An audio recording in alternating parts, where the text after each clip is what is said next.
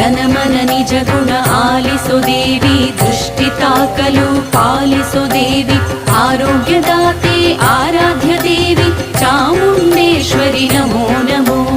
ಜನಮನ ನಿಜ ಗುಣ ಆಲಿಸು ದೇವಿ, ದೃಷ್ಟಿ ತಾಕಲು ಪಾಲಿಸು ದೇವಿ, ಆರೋಗ್ಯದಾತೆ ಆರಾಧ್ಯ ದೇವಿ ಚಾಮುಂಡೇಶ್ವರಿ ನಮೋ ನಮೋ.